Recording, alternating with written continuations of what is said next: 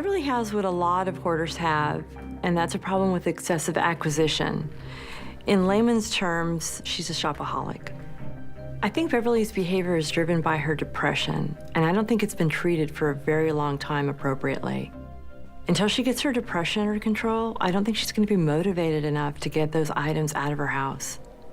I know that the city has talked to you, and they've been really firm with you, saying that they will take your house away if you don't get it in order. Well, I don't really see how they can do that, but anyway. So you don't really believe that there are stakes here? They've already taken my stuff so many times, which they shouldn't have, because I didn't have any notice. I used to keep my front porch spotless, but because of the neighbors complaining, I purposely leave it messy now. You do? Yeah, because they piss me off. What about for you? Would you like to have a front porch that was nice to walk up to? Well, yeah, but I just come in the back now. I don't think Beverly understands the stakes at all. I don't think she thinks that the city will actually condemn her home. However, I have seen it happen many times. Unless she's willing to part with some of those items, they will condemn her home. What I'd like to do is challenge you a little bit about some items and see how you're going to do overall and what's the best way to go about helping you. Okay. I'm seeing a lot of purses.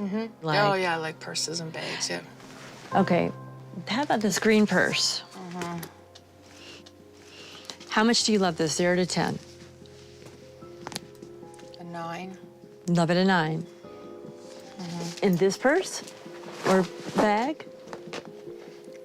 An 8. This is an 8? Yeah. Okay, how much do you love this one? 10. My guess is that you have more purses than you realize, and there's some that you haven't seen in years. Well, maybe. Maybe, but yeah. But, I mean, I don't want to get rid of everything. These are tough decisions. I get it. I get it. This is why we call this exposure therapy. We're exposing you to your anxiety right now. But until somebody exposes you to your anxiety, you're not going to change. The exposure therapy part with Beverly was a little touch and go. I think right now she wants to keep everything. Everything is an 8, 9, or 10. And she has to let things go, otherwise the house is going to stay just the way it is. So let's talk about dog toys and things. I bought like 20 of these because this is Buddy's favorite toy. Oh, really? Yes. About 20 of them? And I know you said you have all kinds of outfits for him. Yep. Oh, goodness. Okay. And I hate to say this, but you know, if the SPCA saw this house and where they live... Yes, I know. I already know that. But on the other hand, I don't beat my dogs, and I do feed them, and I do take them out for exercise. But you're obviously not taking them out enough because they wouldn't be pooping all over the house. I mean, the dogs don't really have much room to walk around. Oh, no, I know. The air quality for them has got to be... No, it's bad, too. Yeah, no, I know. Like, in the It's summer... for you, too. If I lost my dogs, I don't think I'd have any purpose to live, really, because they were like my babies. So you have some choices here, either living the way you're living or making some tough decisions. Oh, it terrifies me. Like, you know, it just terrifies me because they're my friends, you know? I love my dogs more than anything. Beverly's facing some really hard choices right now. She's either going to take Constable Curtis's advice and bring her home up to safety code, or continue to live this way and lose everything, including her dogs, which she values most of all.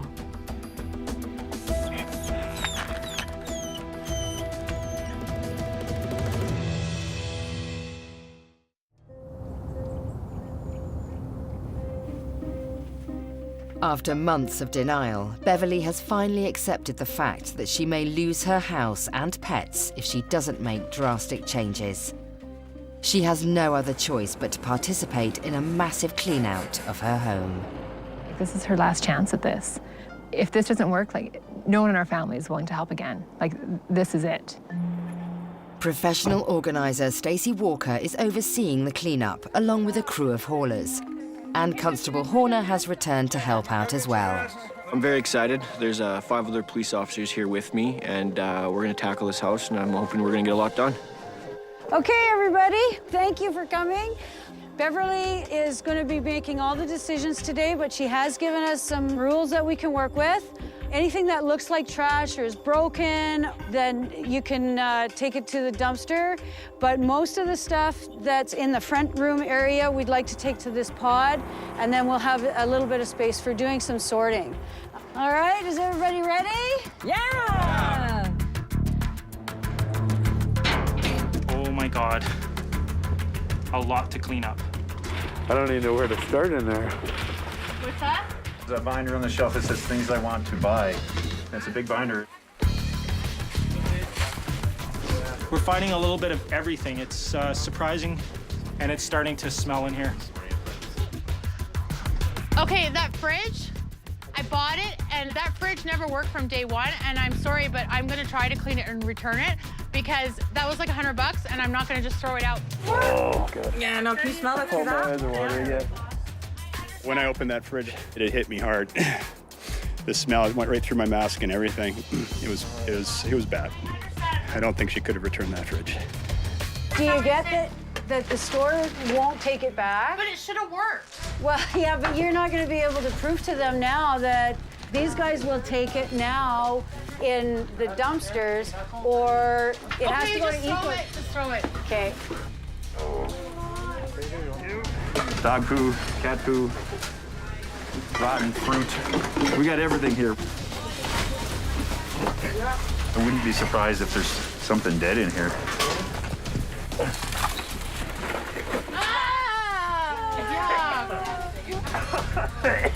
You okay, buddy?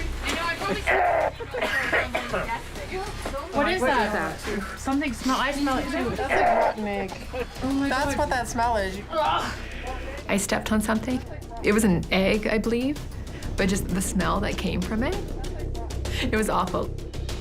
Okay, yeah, it can go in the pod for now. Okay, this can go in the pod. Can you stick that in the pod? That stuff can go to like the pod for now. What is in this thing here? Is this pod? That goes to the pod. So far, it's going pretty slowly. I mean, people are moving things, but it's all going in the pod. Most of the stuff that we're keeping is garbage, and it needs to go, but we can't get that through to her, and all we're doing is creating another hoard outside. Oh, that's dog stuff. I want to keep that. I'm not going to try to hang on to everything. Oh, I'm not throwing that out. As work continues downstairs, two of the officers move upstairs to see what progress they can make there. Oh my God.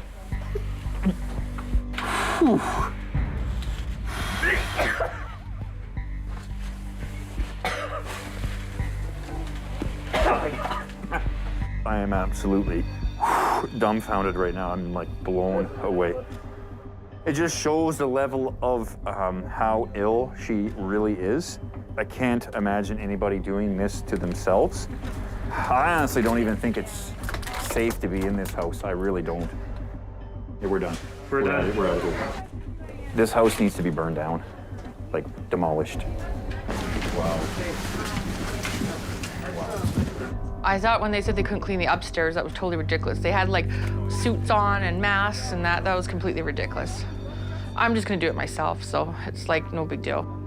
As far as I'm concerned, I do not feel comfortable at all cleaning upstairs. Okay. That needs a special team. Training. Okay. Without proper training with dealing with biological, like, that's biohazard. Upstairs, 100%. I would not feel Absolutely. Well, we don't want anybody doing anything that puts them at risk. So I think we'll leave upstairs and the basement for today, and we'll just focus our energies on the main floor. If I could make the decision today to take her out of that home, I would. The animals, I would take those too. Like, it's just not fit for human or animals to live in. Okay, I've got my magazines here. I'm getting overwhelmed now because there's too many things, too many people coming at me too many ways. I just need to go through this stuff. Can we just stop for 1 second? I'm getting a headache already. To help keep Beverly focused, professional organizer Stacey Walker suggests they go outside to regroup. Okay, one of the things that I think we're running into the problem is that you're trying to sort as we go. And it's not and working. we just can't right now. I can't throw everything out though. But we're not, yeah, But we don't want you to wanna- keep everything either. See, look, that is not all garbage that they just got right there. You wanna go see? I want to see what's in there. So this is not all garbage. There's no way this is all garbage. Okay. See, this is what's gonna happen. This is what I was worried about. And I don't want, and my Okay. chair, why are you throwing my kitchen chair away? But I mean, that's so fixable, and I asked him not to throw my lamp out. This is broken, It's not broken. It's new. I put it together myself, and I'm the one who bent it. but it's broken. Okay. It's not broken, though. We're not trying to hurt you. We're not trying to make it difficult for you. We're trying to help you. We're here to help. Now I have to look through all these bags now, because now I can't, now I'm upset, so. This is like my favorite ashtray. Oh my God, why would they, oh my God, see? I'm like, oh. This is what the city did to me. I am furious. They did not respect me. They did not listen to me. They just had their own agenda and they followed it. Think I'm happy? No. Think I'm thrilled? No. I want my house back to the way it was. I want my stuff back. I want my stuff back. There was some drama. I would say lots of drama. I don't trust anybody now. I don't want anything to do with the police. I don't want to ever see Curtis again as long as I live. Or I'm just really upset now. Oh, hon. After we got scalded there, I was a bit offended by that. The only thing that was going through my mind is, for the last 8 months, all we've done is help. And for all us to be out there and hear that we're not trusted anymore, I was a bit offended by that. The city's gonna come and take your home. They're gonna come take it. That is a bold, aggressive, honest truth. You're gonna lose your whole life because you're hanging on to it so tight, and it's garbage. It might not be, it's useful. We don't have the ability for you, really, to go over every single item that we take out. We just don't have the time, we don't have the manpower, and that's what got you in this point to begin with. And as the day quickly comes to a close, it remains unclear whether enough progress has been made to save Beverly's home. There's a lot of work left to do. The pot is full of things that we're going to be debating over. I would like to get rid of 80%, but I think we'll do really well if we do 50. We didn't even get to the second floor, to the basement, and the dog feces and mold is still in the house. Her house still is at risk of being condemned. Four guys to do this. There's some major things that need to be done to make that house safe.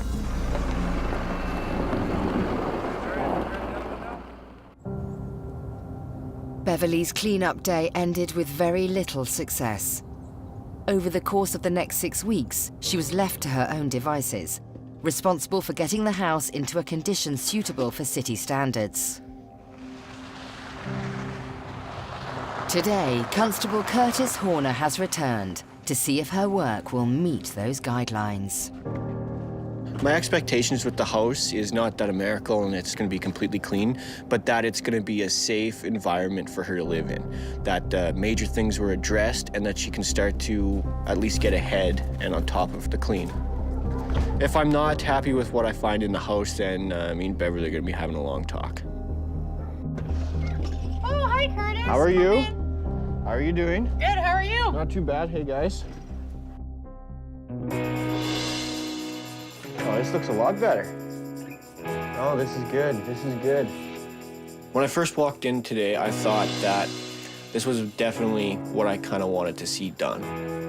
I am happy with the progress that Beverly's made in the time period. Obviously, I still have a lot to do, but at least it's... You know, the first thing that comes to my head is you have an area here. You have, like, we couldn't walk over here before. You actually have places you can sit down. You got some art up here. It's starting to become looking like an actual person's living room that is personalized, right? Yeah. Finally feels like home. There's so many things I bought when I moved here, and I never put them up, and it's just amazing. And now, cleaning it up, I now feel like it's a home. Okay. So what happened here? Well, a lot of this stuff came from the pod, and so this is still, I'm still working over here. And I can use the dishwasher now. I have access to the sink. Okay. I was concerned about the pod because I did believe that we were just going to move one hoard from the pod back into the house, which has kind of happened. But it's being addressed, which is the most important thing. It's just not sitting there. It is actively being tackled. So I definitely want to see the fridge, but just before we go in there, I wanted to let you know that there's not a lot of things that scare me, but this fridge scared all of us when we were here cleaning the place. So I'm excited to see what you've done with that. Well, there you go. It is clean. So it's nice to see that the fridge is actually operational and she can stop using outside as the refrigerator. Okay, this is good. I see that you removed a lot of the carpet. Yeah, I didn't have really a choice. It's damaged. Okay. I was extremely pleased walking up those stairs and not seeing all the dog feces everywhere. That was the biggest concern, and it's gone, which is fantastic. I'm hopeful that Beverly will be able to definitely keep her house and her dogs because of the improvements that she's made. Stuff still needs to be addressed, like the crowded rooms, but I believe that she'll be able to tackle that and keep her dogs. The most rewarding part of this is having room to move and being able to like play with the dogs with their toys. It means so much to me that my dogs are happy and clean and safe. This has been a very emotional process. It's overall, it's been very hard, but I'm glad at the end I'm starting to feel like a normal person again.